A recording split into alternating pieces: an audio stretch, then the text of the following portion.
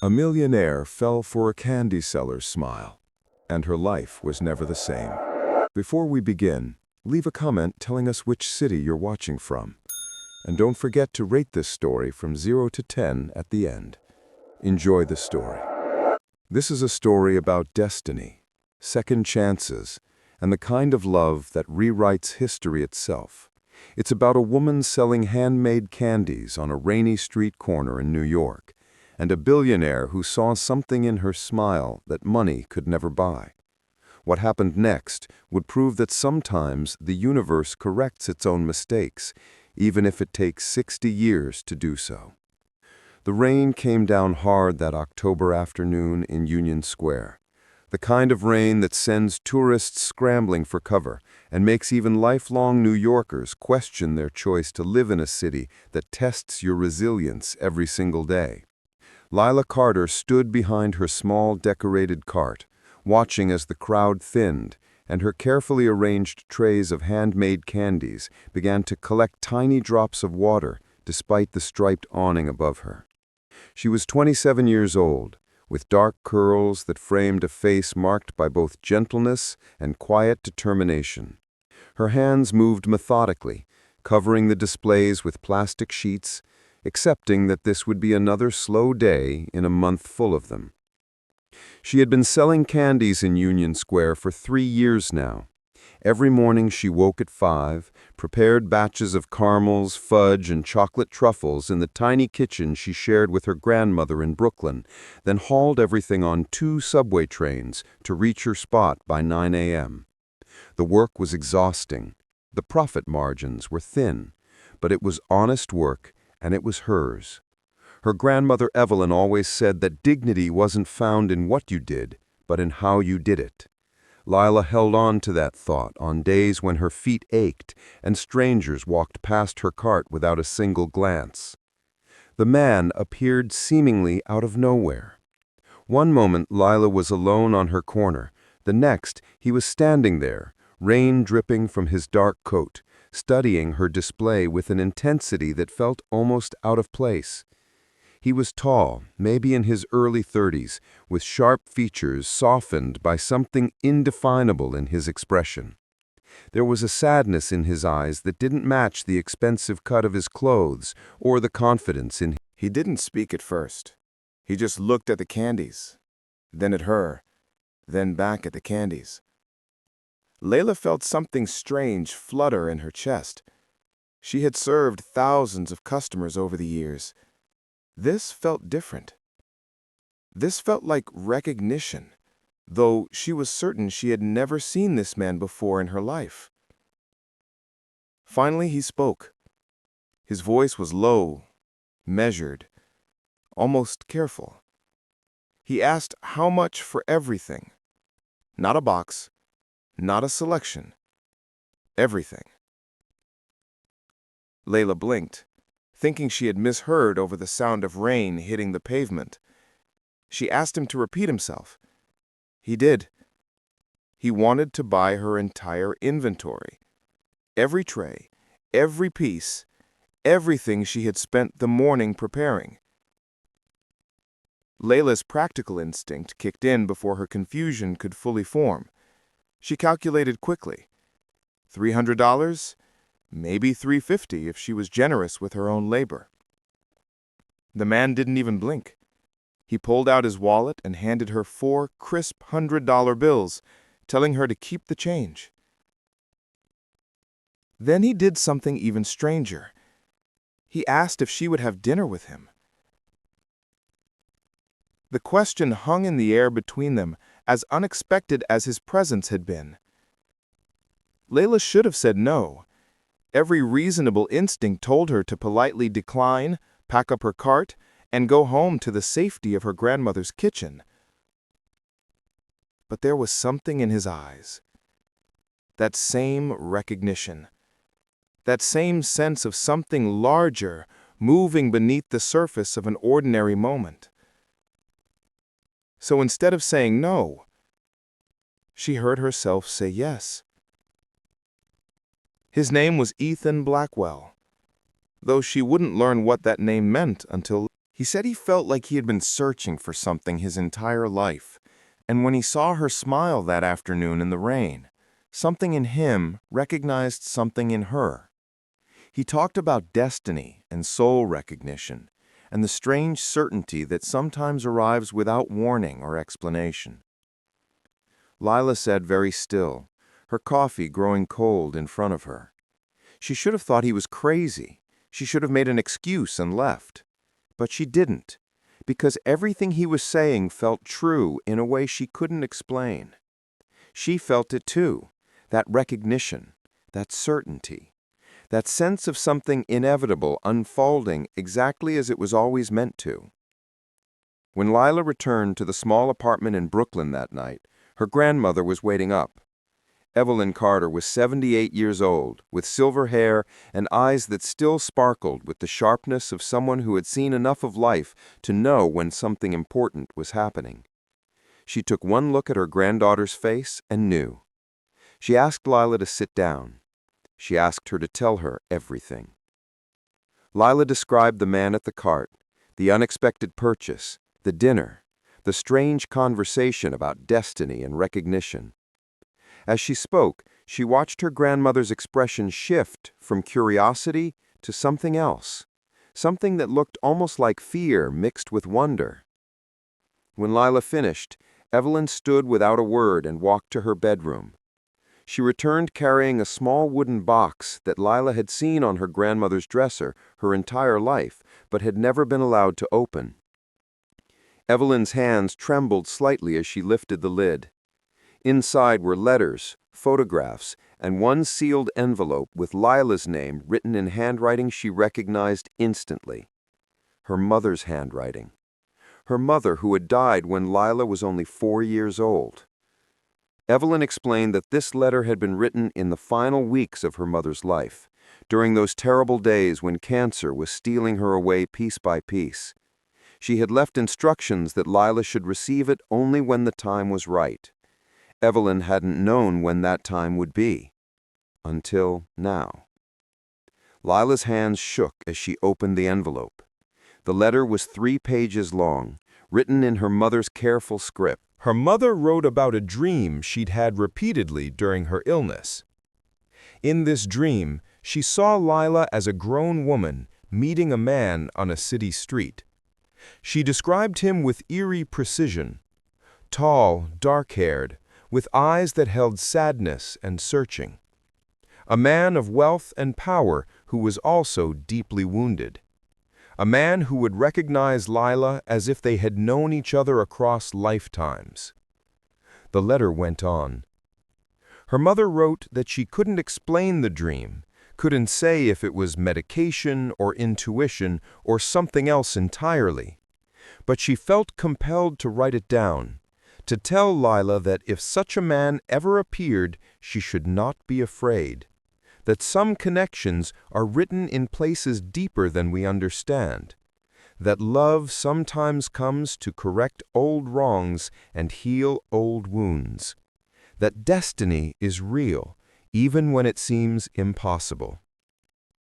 Lila looked up at her grandmother with tears in her eyes. Evelyn's face was solemn. She said there was more to the story. Something she had never told Lila because it had seemed too painful, too distant, too much like ancient history to matter. But now it mattered. Now it was the key to understanding everything. Evelyn spoke of her sister, Margaret Carter, 2 years older, beautiful and full of dreams. This was 60 years ago when the world was different and the divisions between rich and poor, powerful and ordinary seemed carved in stone. Margaret had worked as her secretary at a law firm in Manhattan. There she met Edward Blackwell, young, idealistic, the son of a real estate empire who was supposed to marry within his class and secure his family's dynasty. But Edward fell in love with Margaret instead. For 2 years they kept their relationship secret.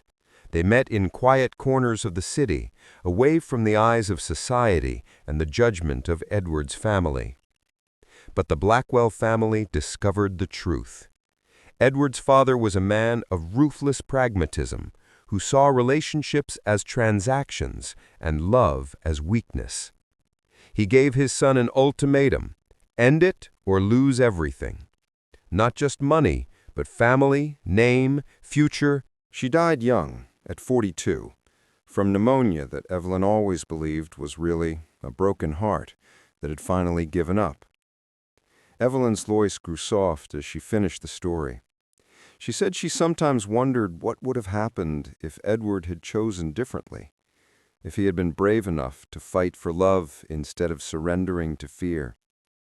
She said she had carried anger about it for decades, had blamed the Blackwell family for destroying her sister's happiness. But time had dulled the anger into something quieter. Acceptance, maybe, or just exhaustion. Now, sitting in her small Brooklyn apartment with her granddaughter holding a letter from beyond the grave, Evelyn wondered if the universe kept accounts that spanned generations, if some debts demanded payment in the currency of second chances and rewritten stories. Lila sat in stunned silence, the pieces clicking into place. Ethan Blackwell, Edward Blackwell, the same family, the same patterns, the same impossible choice between love and power playing out again, 60 years later, with different actors but the same script. Except this time, they knew the story. This time, they had a chance to choose differently. The next evening, Lila and Evelyn took a taxi to an address in Manhattan that Ethan had given her.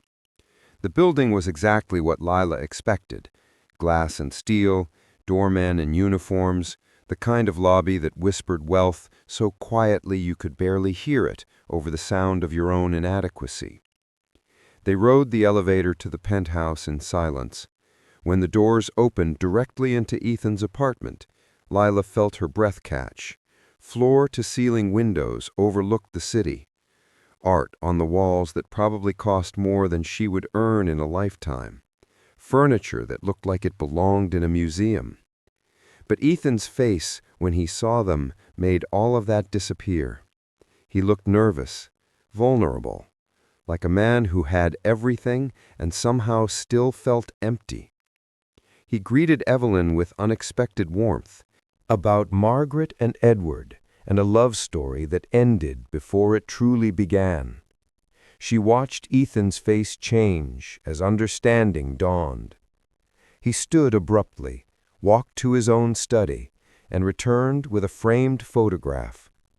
The picture showed a young man and woman standing together in what looked like Central Park, both smiling with the kind of happiness that seems impossible to fake. The man was unmistakably a Blackwell. The woman was unmistakably a Carter. Edward and Margaret, frozen in a moment of joy that history had tried to erase. Ethan explained that he had found the photograph in his grandfather's belongings after he died, hidden in a book, pressed between pages like a flower. His grandfather had never married for love after that. He built an empire instead, married for advantage, and died alone despite being surrounded by family. Ethan said his grandfather's face in that photograph haunted him because it showed a version of the man that no one in the family ever got to know, the version who had been happy, the version who had loved. The room felt charged with the weight of recognition and revelation. Two families, two generations, the same story trying to find a different ending. Ethan turned to Lila, and in that moment, with her grandmother watching and the ghosts of the past somehow present in the room with them, he knelt down. He took her hand. He said that he didn't believe in coincidences, but he did believe in correction.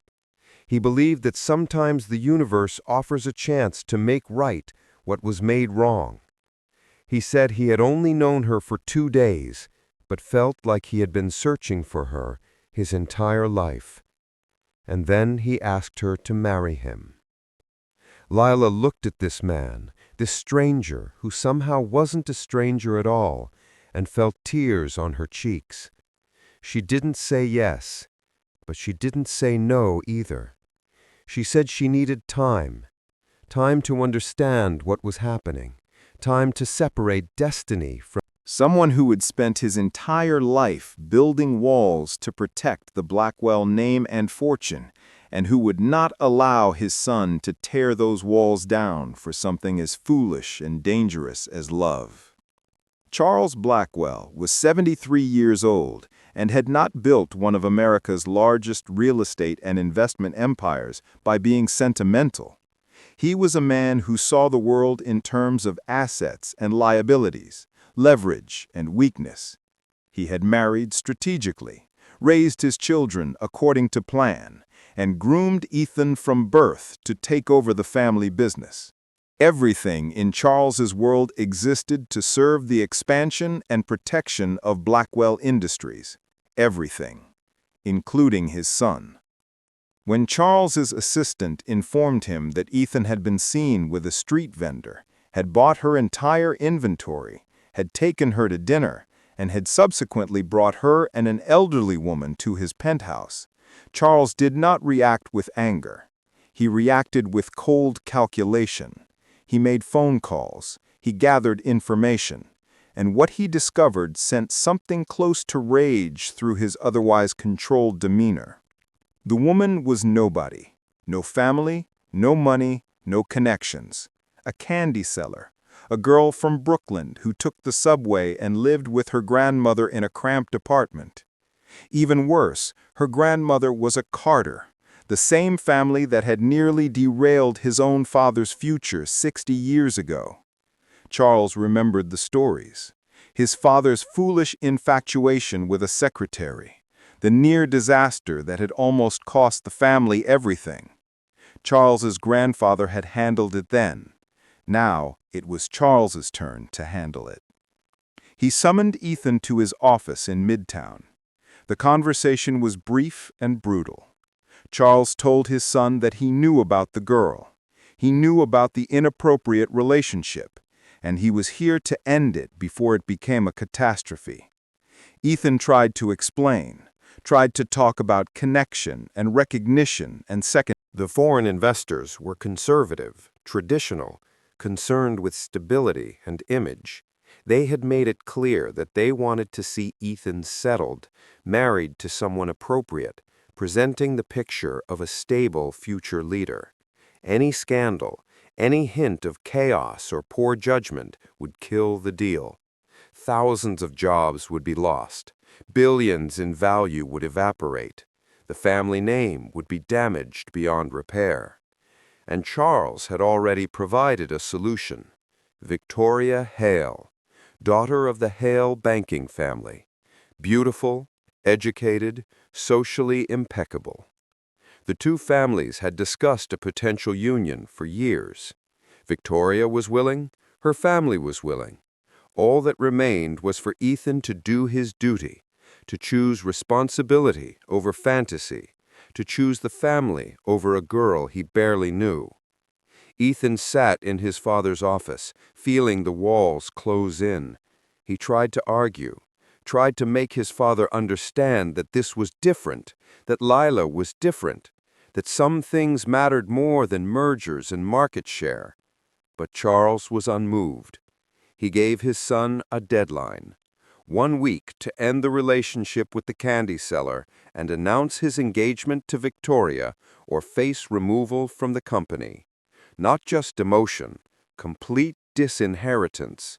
Charles would use his majority stake to remove Ethan from the board, install new leadership, and ensure his son never worked in the industry again. It wasn't just a threat. It was a choice between love and legacy, between heart and duty, between being the man Ethan wanted to be and being the man his family demanded he become.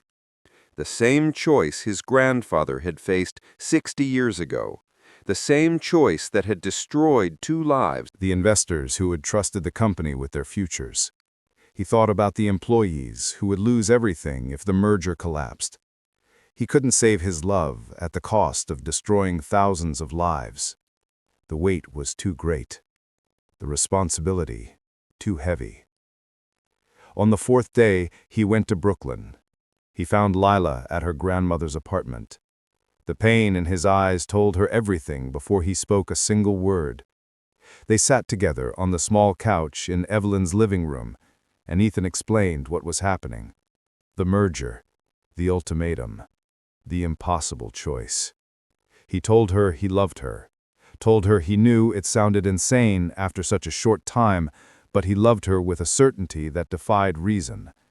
He also told her he couldn't choose her, not without destroying everything and everyone else in the process. Lila listened in silence.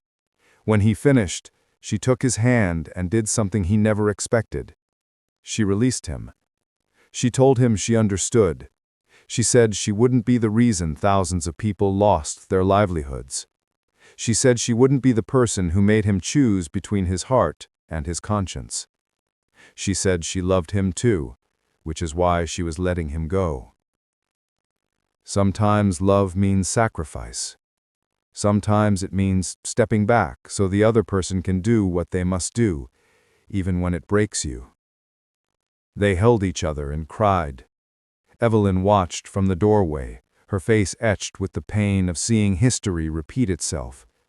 Except this time the sacrifice was chosen freely, offered with love rather than crushed by force. It should have felt different. It should have felt noble. Instead, it just felt like loss. Like watching the universe break the same hearts all over again. 1 week later, Ethan Blackwell announced his engagement to Victoria Hale. The press release called it a union of two great families. The business section called it a strategic masterstroke that secured the merger and stabilized Blackwell Industries. Victoria smiled. They drove south, away from the city that held too many memories and too many echoes of what might have been. They settled in Asheville, North Carolina, a small city nestled in the mountains, where life moved slower and the air felt cleaner. Evelyn said it reminded her of being young, before the world got so complicated. Lila didn't care where they went. She just needed to be somewhere that Ethan wasn't. She found work at a local confectionery, learning new techniques and teaching the owner her own recipes. On weekends, she set up a small table at the farmer's market, selling her candies to locals and tourists. The work was the same, but everything felt different, hollowed out, like going through motions that used to have meaning. People told her she made the best caramels in the state. She smiled and thanked them, and felt nothing. Months passed. Summer turned to fall, and fall began its slow slide toward winter. Lila fell into a routine.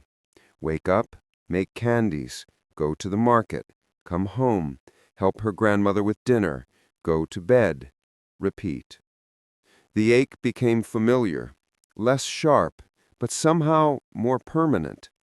She thought about Ethan every day, wondered if he thought about her, wondered if he was happy with Victoria, wondered if she had made the right choice or just the noble one, wondered if there was any difference.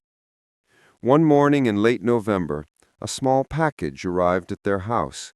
No return address, just her name written in careful letters.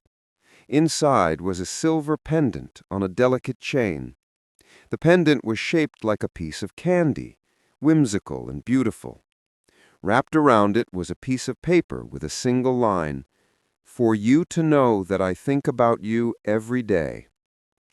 The note was signed with just a letter, E. Lila wore the pendant every day after that, hidden under her shirt, pressed against her heart, a secret reminder that some connections don't break just because circumstances force people apart. She wondered how he had found her address. She wondered if sending it had been wise or torture for both of them. She didn't let herself wonder for too long. The ache was manageable, as long as she didn't think too hard about what they had lost. In Manhattan, Ethan Blackwell lived in a prison of his own making. The merger was completed successfully. Blackwell Industries' stock reached record highs. His father was pleased. The board was pleased. Everyone was pleased except the man who had made it all possible. Ethan went to meetings and made decisions and signed documents that moved millions of dollars around the globe. He came home to an apartment he shared with a wife who was wife in name only. They maintained separate bedrooms. They attended events together and smiled for cameras and played their roles perfectly. But there was no love, no connection, no recognition. Just two people trapped in an arrangement that benefited everyone except themselves. Victoria was not cruel. She was not evil. She was simply practical. She had entered the marriage knowing exactly what it was, a business arrangement that provided social position and financial security. She didn't expect love from Ethan, and she didn't offer it in return. They were polite with each other, professional even, but they were not married in any way that mattered. They were actors in a play written by other people, performing for an audience that cared only about appearances. At night, Ethan stood by his window, overlooking the city, and thought about a woman in North Carolina who was probably asleep, probably dreaming, probably wearing a silver pendant shaped like a piece of candy. He thought about calling her, about flying to Asheville, about burning down everything he had built just to see her smile again. But he didn't, because the weight of responsibility was still there. The thousands of employees still depended on him. The choice he had made was still the choice he had to live with. So he lived with it, day after empty day, wondering if noble sacrifices were supposed to hurt this much and for this long. Winter came to Asheville with snow and ice that transformed the mountains into something from a fairy tale. Lila and Evelyn decorated their small rental house for Christmas, stringing lights and hanging ornaments, trying to create warmth in a season that felt desperately cold. Evelyn had been tired lately, moving slower, needing more rest. Evelyn attributed it to age and the adjustment to a new place. She made her grandmother's face. They needed to get her to the hospital immediately. She needed surgery. She needed specialists. She needed interventions that the local hospital in Asheville couldn't provide. The emergency room doctor spoke in careful tones about transferring Evelyn to a cardiac center in Charlotte, about procedures that cost tens of thousands of dollars, about intensive care and monitoring and rehabilitation. He asked about insurance. Lila's insurance was minimal, the kind that covered basic emergencies, but not catastrophic care. The doctor's expression told her everything she needed to know. Without significant money, her grandmother might not survive. Lila sat in the hospital waiting room and felt the world collapse around her. She had no savings, no family wealth to draw on. Her credit cards were maxed from the move and setting up the new life in Asheville. She could try to get a loan, but that would take time they didn't have. She could call friends, but none of them had the kind of money that would make a difference.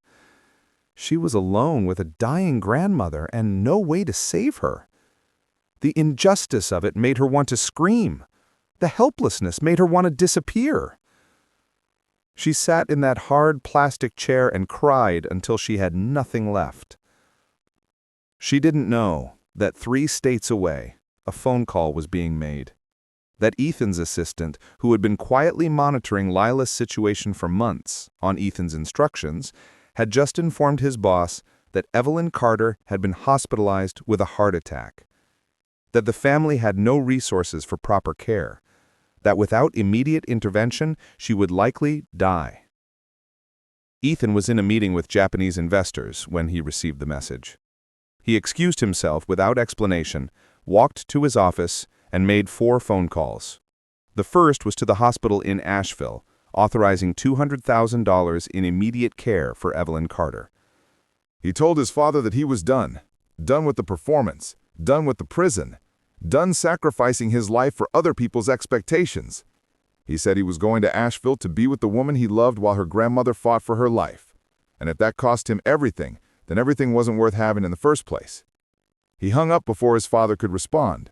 He grabbed his coat and walked out of his office, out of the building, into a car that drove him to the airport where a plane was waiting to take him to North Carolina. To Lila. To the only thing that had mattered in months. To the choice he should have made from the beginning. When Ethan walked into the hospital in Asheville late that afternoon, Lila was standing by a window in the waiting room, staring at nothing. She turned when she heard footsteps and froze. For a moment they just looked at each other. Then she was moving, and he was moving, and they met in the middle of the room and held each other like drowning people grabbing onto the only solid thing in a raging sea. She tried to ask how he knew. He told her it didn't matter. She tried to ask about Victoria and his family and the company. He told her none of it mattered. The only thing that mattered was her and Evelyn, and making sure they both survived this. He explained about the money, about the transfer to Charlotte, about the team of doctors that was already preparing for surgery. Lila started the protest, started to say she couldn't accept it, but Ethan stopped her. He said this wasn't charity, this was love, this was family. This was everything he should have chosen from the beginning. They sat together in the waiting room while Evelyn was prepared for transport. Lila's hand in his, their heads close together, speaking in quiet tones about everything and nothing, about how much they had missed each other, about how wrong the world had felt without the other in it, about how even doing the right thing can be the wrong choice if it means betraying your own heart. Time had been wasted, months had been lost, but they were together now, in this moment, and that was where they would start rebuilding. The medical helicopter arrived at sunset. Lila rode with her grandmother, holding her hand, whispering words of love and encouragement. Ethan followed in his plane, landing in Charlotte minutes before the helicopter touched down.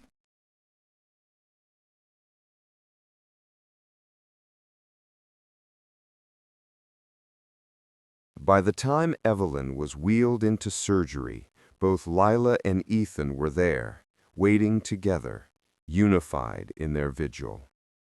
The surgery took 7 hours. 7 hours of pacing and praying and confronting the reality of mortality and time and all the moments that get lost when we choose fear over love. The surgeon finally emerged just after midnight, exhausted but smiling. Evelyn had made it through. The repair was successful. She would need extensive recovery, but she was going to live. Lila collapsed into Ethan's arms and sobbed with relief and exhaustion and the overwhelming flood of emotions that comes when crisis finally breaks. They held each other in that hospital corridor, grateful and shattered, and somehow more whole than either of them had been in months.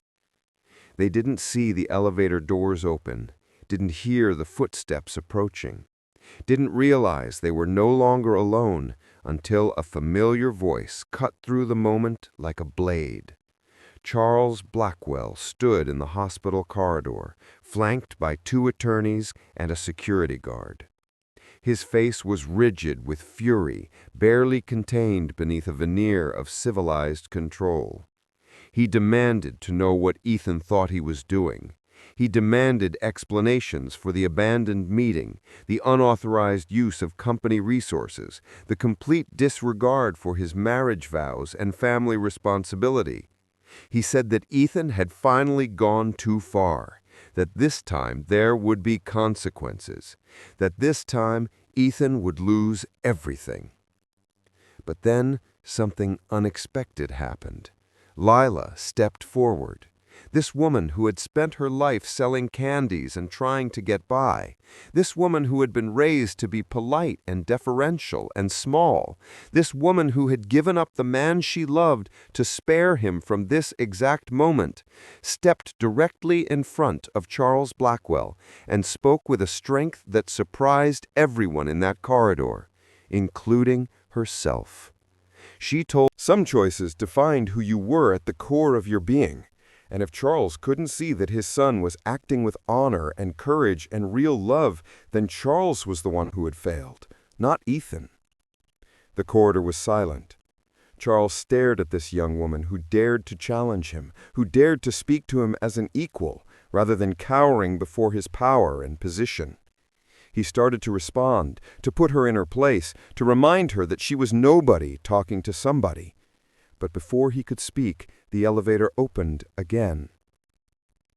This time, it was a group of men and women in business attire, members of Blackwell Industries' board of directors.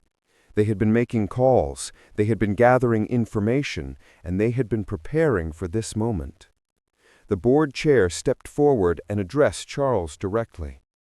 He said that certain financial irregularities had come to light, that an internal investigation had revealed years of questionable transactions, off-books payments, and potential fraud orchestrated by Charles himself, that the company's attorneys had been reviewing the evidence and recommended immediate action, that the board had voted and Charles Blackwell was being removed as chairman and from all positions of authority within the company, effective immediately. Charles's face went white. He started to bluster, to threaten, to assert his majority stake and his power. But the board chair calmly explained that Charles's shares were held in a family trust that could be contested given the evidence of mismanagement and potential criminal activity, that the Securities and Exchange Commission had already been notified, that law enforcement would likely be involved, that Charles's decades of ruling through fear and intimidation had finally caught up with him. The great Charles Blackwell, architect of an empire, master of control, stood in a hospital corridor and watched everything he had built turn against him. His son was free, the company was liberated, and he had lost not through rebellion or revolution, but through his own arrogance and the careful documentation of his crimes. He had spent so long believing he was untouchable that he had never bothered to hide. The attorneys and security guard followed. The doors closed, and just like that, the man who had controlled Ethan's entire life was gone. Evelyn was moved to a private recovery room. Lila sat beside her bed, holding her hand, watching her grandmother breathe steadily in medically induced sleep. Ethan stood by the window, processing everything that had just happened. The liberation and the devastation, the freedom and the cost. His father was gone. The empire was in chaos. His marriage to Victoria would need to be dissolved. Everything he had known, everything he had built his identity around, had just collapsed in the space of an evening. He felt Lila's hand touch his arm, turned to see her standing beside him, her face exhausted but somehow peaceful. She asked if he was okay. He laughed, a sound without much humor. He said he didn't know. He said everything felt surreal. He said he couldn't tell if he had just made the bravest choice of his life or destroyed everything. She told him that sometimes those were the same thing, that real courage looked like destruction to people who worship stability, that he had chosen love over fear, and that was always the right choice, even when it hurt. They stood together, looking out at the Charlotte skyline as morning light began to creep across the horizon. A new day, a new beginning, built on the wreckage of the old world, but built together, as it should have been from the start. 3 days later, with Evelyn stable and recovering, Ethan knelt beside her hospital bed. Lila stood nearby, watching.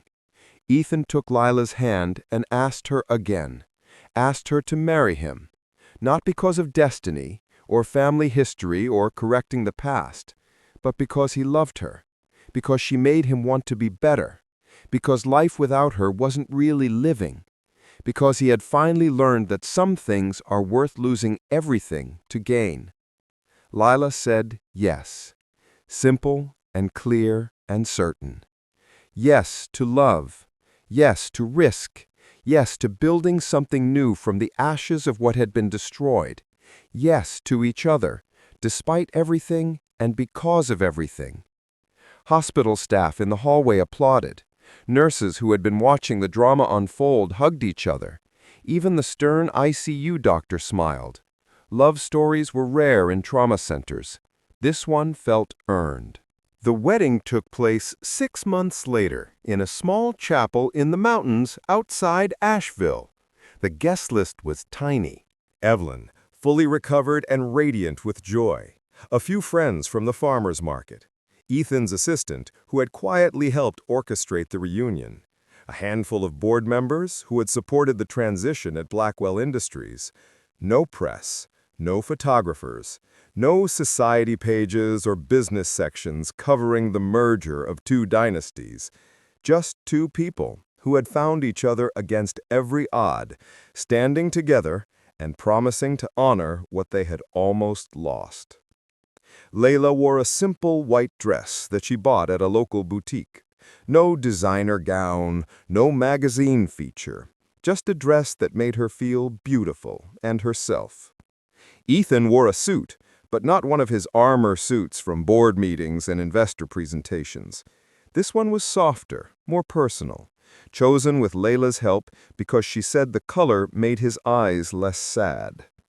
They stood at the altar and spoke vows they had written themselves, promises about choosing each other, about not letting fear win, about building a life based on love rather than obligation. When they kissed, Evelyn cried. Actually, everyone cried. It was that kind of wedding, the kind that felt less like a ceremony and more like a miracle. They honeymooned in the mountains. No exotic location or luxury resort, just a small cabin with a porch overlooking the valley, where they could sit in the morning with coffee and watch the mist burn off the hillsides. They talked about the future, about what came next. Ethan had stepped away from day-to-day operations at Blackwell Industries, installing new leadership that shared his vision of ethical business and social responsibility. He kept his seat on the board, but no longer lived for the company. Now he wanted to live for something else, for Layla, for the life they would build together. They decided to stay in Asheville. Ethan could work remotely when needed, but his real focus would be on something new. They bought a beautiful old house on several acres, with space for Evelyn and room to grow. Layla converted part of the property into a kitchen and confectionery. She wanted to teach others, to share what she knew, to create opportunities for people who needed them. They established a scholarship fund for culinary students. They partnered with local organizations supporting job training and small business development. 2 years passed, the house filled with life and laughter. Evelyn became the unofficial grandmother of the neighborhood, teaching local kids to bake and sharing stories from her long life. Lila's teaching kitchen thrived, graduating students who went on to start their own businesses. Ethan found purpose in philanthropy and building the kind of company his grandfather might have built if he had chosen differently all those years ago. And on a warm evening in late spring, Lila stood in their kitchen preparing dinner while Ethan worked at the table, reviewing proposals for a new affordable housing initiative. She felt his eyes on her and turned. He was smiling, that smile that had first captured her attention on a rainy day in Union Square 3 years ago. She asked what he was thinking about. He said he was thinking about destiny, about whether they would have found each other if circumstances had been different, if Margaret and Edward had fought harder, if his father had been a different man, if she had set up her cart somewhere else that day. Lila walked over and stood beside him. She placed his hand on her stomach, where 2 lives were growing, hidden and safe and loved before they even took their first breath. Twins, they had learned just that morning. 2 chances to get it right. 2 opportunities to raise children who understood that love was courage and sacrifice and choice, all woven together. Ethan looked up at her with tears in his eyes. She asked him if he had any regrets, any moments where he wished things had been different or easier or less complicated. He stood and pulled her close, his hand still resting on the place where their children grew. He said his only regret was not finding her sooner, not seeing her smile in that very first moment, and knowing instantly that everything else was background noise. Not trusting that some connections really do transcend logic and time and all the forces that try to keep people apart. Lila smiled and told him that she used to wonder if she had imagined the whole thing, if the letter from her mother and the story of Margaret and Edward were coincidence rather than destiny, if she had built a fantasy. The sense that they were completing something that had been left unfinished, and she knew it was real as anything in this world could be. They stood together as the sun set outside their kitchen window, painting the mountains in shades of gold and purple. Two people who had almost lost each other. Two families with a history of sacrifice and regret. Two hearts that had somehow found their way home. The candy seller and the millionaire. The girl from Brooklyn and the heir to an empire. The impossible love that became inevitable truth. Outside, Evelyn sat on the porch, watching the sunset and thinking about her sister Margaret. Thinking about how 60 years ago, a different couple stood in a different place and made a different choice. How that choice had created decades of what-ifs and could-have-beens. How pain could echo across generations, but apparently so could redemption. She said a quiet prayer of gratitude to whatever force in the universe kept accounts and balanced scales and gave second chances to those who were brave enough to take them.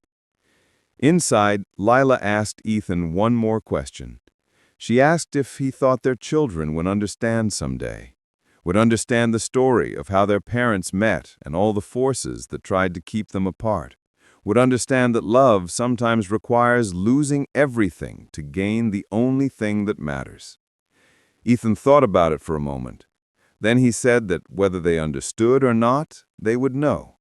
They would know that their parents chose each other, that they fought for their love, that they refused to let fear or power or expectation write the ending to their story.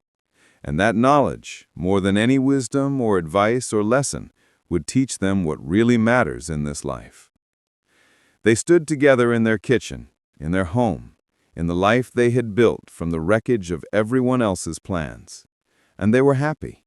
Not perfectly happy, because life doesn't work that way, but really happy, genuinely happy. This is that story.